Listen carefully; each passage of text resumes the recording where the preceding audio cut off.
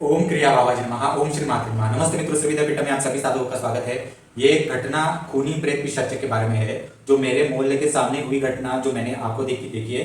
वो आपके सामने रख रहा हूँ। इस घटना को सुनने के बाद आपके नॉलेज में भी प्रगति हो जाएगी। कैसे कैसे आसपास घटनाएं होती है, क्या क्या होता है, ये भी आपको थोड़ी सी एक समझ में आ जाएगी एक प्रकार से। ये घटना जो है मेरे पड़ोसी घर जो है उनके एक बेटे की है, जो 17-18 साल का था। थोड़ा सा गवार टाइप का बंदा था। उसका मित्र परिवार भी ऐसा बुरी संगत वाले थे। उसके शरीर के अंदर कोई बुरी आत्मा आ गई, और जो बुरी खूनी आत्मा थी, वो खूनी आत्मा भी जो थी वो ऐसे जगह से आई थी कि मतलब उस खूनी आत्मा का जब शरीर था, वो जब जीवित अवस्था में था, तब उसका घर हमारे दूसरे मोहल्ले में ही उसका घर फैमिली था। तो वो उसका खून हो गया और ये आ गया मेरे पड़ोसी के बच्चे के शरीर में। तो ये पूरी एक ट्रेजेडी है ना, बहुत जबरदस्त ट्रेजेडी है। तो ये मैं आपके सामने प्रस्तुत कर रहा हूँ। हमारा यूट्यूब चैनल शेयर कीजिए, सब्सक्राइब कीजिए। जिनको भी हमारा महामृत्युंजय साधना करना है, वो पितृदोष के लिए हमारी ये साधना कर सकता है। सुवर्णाकर्षण भैरव साधना है, तथा मनसा देवी की साधना है। ये मनसा देवी की साधना है। राजमातंगी देवी की साधना है। श्री विद्या का दूसरे स्टेज में ये दी जाती है। उसके बाद उच्चिष्ट चांडालिनी लघु मातंगी की साधना है। सिद्ध कुंजी का साधना है पितृदोष के लिए। ये साधनाएं इन किताबों का पूरे विधियुक्त हम सिखाते हैं। इस तरह से कोई भी भारत में नहीं सिखाता मित्रों। डिस्क्रिप्शन बॉक्स में सारे कोर्सेज के लिंक दिए गए हैं, इनका आप लाभ ले सकते हैं। अब हम एक्चुअली घटना को शुरुआत करते हैं। मेरे पड़ोस में जो एक फैमिली रहती थी, उनका बच्चा 17-18 साल का था। वो बुरी संगत होने के कारण घर में झूठ पीट बोलकर बुरी संगत से मित्रों के साथ कोई पार्टी शार्टी दिन रात करता रहता था। तो घर वाले भी परेशान होते थे, पड़ोस वाले भी परेशान होते थे उसकी सब ये देखकर। एक दिन क्या हुआ, 3-4 साल पहले की घटना है। अमावस्या थी, और वो अमावस्या बहुत बुरी अमावस्या, मतलब बाधिक अमावस्या थी। और उस बाधिक अमावस्या में समय क्या होता है कि 3 दिन खराब होते हैं। अमावस्या के पिछला दिन, अगला दिन और अमावस्या, ऐसे 3 दिन पूरे खराब होते हैं। इसमें थोड़ा सा संवेदनशील होता है। बाधिक जगहों पर नहीं जाना, किसी के साथ खाना पीने के लिए करने के लिए नहीं जाना, दारू वाली पार्टी नहीं करना होती है यहाँ इस टाइम। तो बहुत सारी चीजें होती है। तो घटना ऐसी हुई कि ये जो बच्चा था, ये बच्चा बुरी संगत थी। एक दिन, अमावस्या के एक दिन पहले, इसने अपने घर वालों से कहा कि किसी मित्र का कुछ काम है, उसके लिए वो दूसरे शहर में जा रहा है। तो एक्चुअली वो उस मित्र के साथ किसी काम के लिए दूसरे शहर में गया नहीं। वो अपने बुरी संगत वाले मित्रों के साथ हमारे गांव से 3 किलोमीटर पर जंगली एरिया है, तो वहां पर दारू पीने के लिए चला गया। अब ये देर शाम तक आया नहीं, तो घर वालों ने फोन लगाए किसी किसी को, तो पता चला कि ये इनका बच्चा जो है किसी भी काम के लिए दूसरे शहर में किसी के साथ गया ही नहीं। तो उसने झूठ बोल दिया। तो घर वालों ने बाकी उसके मित्र परिवार को फोन लगाया, तो पता चला ये सुबह से शाम तक दारू के बोतल लेकर शहर के बाहर का जंगल है, वहां पर दारू पीने के लिए चले गए। अब ये जंगल भी जो है ना, जंगल के साइड में एक बहुत बड़ा कॉलेज है। आप जानते होंगे कि अक्सर जो बड़े बड़े कॉलेजेस होते हैं, जो पॉलिटिशियंस या बिजनेसमैन देखते हैं, तो उनको बहुत एकर्स में जगह लगती है कॉलेज के प्रीमाइसेस को बढ़ाने के लिए। तो ज्यादातर ऐसे जो कॉलेज होते हैं वो शहर से बाहर, जहाँ जंगल एरिया शुरू होता है, हॉन्टेड जगह शुरू होते हैं, तो ऐसे जगह पर ये कॉलेज था। तो ये उसके पीछे की जगह जंगल में गए थे दारू पीने के लिए। अब फोन बिन लगाने के बाद ये बच्चा जो है 17-18 साल का, ये घर में आ गए। घर में आने के बाद जैसे जैसे रात, शाम होने के बाद रात आना शुरू हो गई, तो रात में क्या हुआ, इसके शरीर में एक खूनी आत्मा आ गई। अब वो खूनी आत्मा ने क्या किया, घर का सब सामान विमान ले लिया, फेंकना शुरू कर दिया। और वो बोलने लगा, मेरे बीवी को बुलाओ, मेरे बच्चों को बुलाओ, मेरे भाइयों परिवार को बुलाओ। अब घर वाले घबरा गए, ये अचानक से ये क्या बोल रहा है। फिर ये घर वालों का हाथ भी लगा कर नहीं ले रहा था। किसी उसके माता पिता ने, उसके भाइयों ने अगर उसको हाथ लगाया, पकड़ रखा, तो उनको भी वो ढकेल देता था और बहुत जोर जोर से चिल्लाने लगता था। अब ये खूनी आत्मा उसके शरीर में आई कहां से, ये बहुत बड़ी ट्रेजेडी है। तो पड़ोस वाले लोग भी वहां पर आ गए, जो बड़े बुजुर्ग वगैरह होते, तो उन्होंने भी देखा। तो उन्होंने पूछा, तुम कौन हो, कहां से इसको लगे हो, इस बच्चे के शरीर के अंदर कहां से आए हो। तो उसने कहा कि ये बच्चा जो है, ये बच्चा गया था फलाने फलाने जगह पर जंगल में पार्टी करने के लिए गया था। जहां ये पार्टी करने के लिए बैठा था, दारू बीरू मटन वगैरह खाने के लिए बैठा था, वहीं पर मेरा खून हुआ था। अब बात ऐसी है, ये घटना 3-4 साल पहले की है। हाँ, जब इस पड़ोसी बच्चे को भूत प्रेत पिशाच लगा। और उससे 2 साल पहले, मतलब आज से कम 5 साल पहले, वहां पर एक खून हुआ था। अब इस पड़ोसी बच्चे के शरीर में जो प्रेतात्मा, खूनी प्रेतात्मा घुसी थी, वो खूनी प्रेतात्मा भी हमारे शहर के एक लड़के की ही थी। जब उसका खून हुआ तब वो 30-31 साल का था। और वो जो जिसका खून हुआ था, वो जो आदमी था वो भी हमारे दूसरे मोहल्ले का ही आदमी था। बाद में सबको समझ में आ गया कि ये है कौन, कहाँ से आया, क्या हुआ है। पर जो न्यूज थी वो यहाँ से वहां नहीं गई। इसके पीछे कारण है क्योंकि उसका हुआ था खून। खून ऐसे हुआ था कि जो खूनी आत्मा उसके शरीर में आ गई वो दूसरे मोहल्ले के एक परिवार की थी। जो और वो जो थे वो ट्विंस थे। ट्विंस मतलब जुड़वा थे। अब जुड़वा में जिसका खून हुआ उसका ही शादी हुई थी, उसके 1-2 बच्चे भी थे।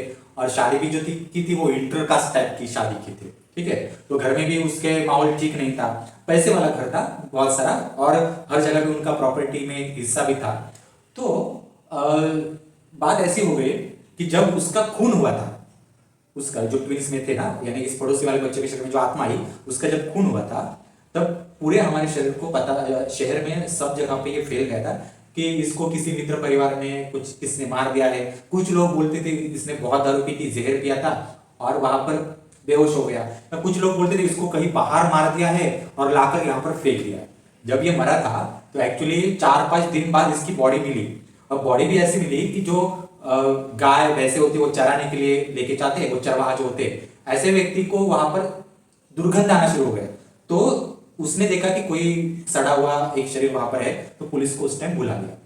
तो सड़े हुए शरीर के कारण क्या हुआ, किसी को कुछ खबर ही नहीं चली कि इसका खून हुआ है, कि इसने आत्महत्या की है, या ऐसे ही पड़ के मर गया। ऐसे बहुत सारी चीजें हो गई। तो बाद में ये स्टोरी समय के साथ चली गई।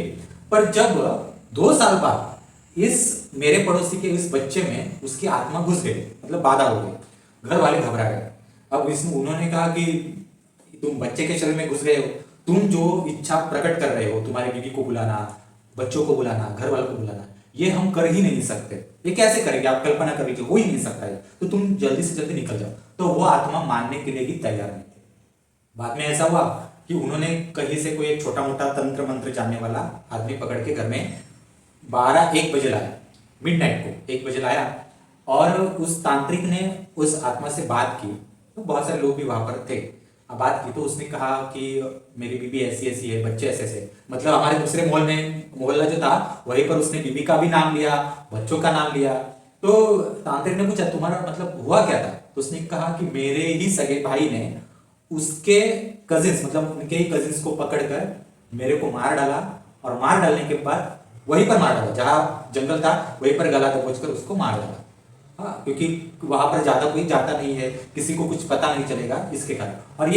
और ये जो खून है ये घर की प्रॉपर्टी पाने के लिए ही ये सारी घटनाएं की थी। और मैंने घर वालों से, मेरे जो कजिन्स थे उनसे कुछ लोन लिया था, वो मैं पेड नहीं कर सकता था, जिसके कारण भी सब मिली भगत करके मुझे मार दिया गया।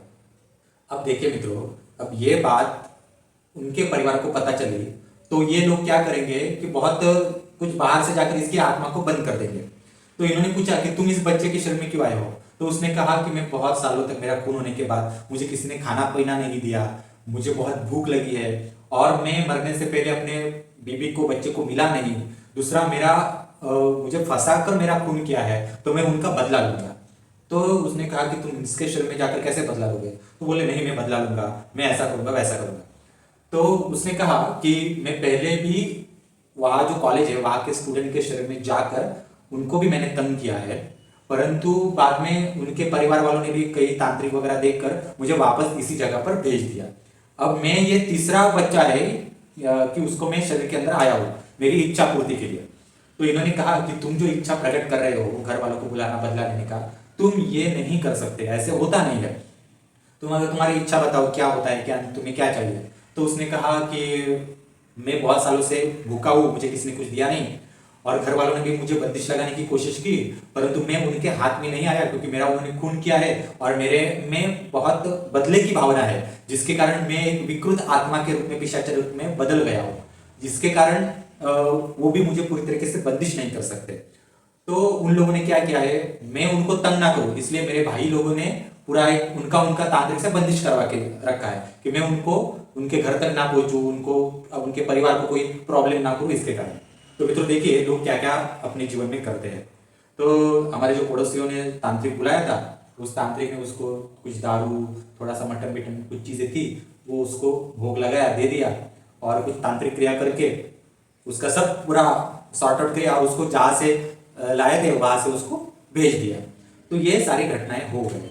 अब आप कल्पना, बाद में दूसरे तीसरे दिन से वो बच्चा जो था वो बाद में नॉर्मल हो गया, सबको पता चल गया कि क्या घटना हुई है, पर किसी ने कहीं से बात नहीं की। अब यही घटना अगर जिसका खून हुआ था उसकी बीवी को अगर पता चल जाती तो बीवी को इतने सालों तक पता ही नहीं है कि उसके हस्बैंड की मौत कैसे हुई। उसको लगा कि हस्बैंड कोई पी कर वहां पड़ा था और उसको कोई विष विष जहर वगैरह होता है, वो जहर होकर वहां पर मर गया होगा, ऐसा लगा था। किसने खून किया है उसको कुछ भी पता नहीं था।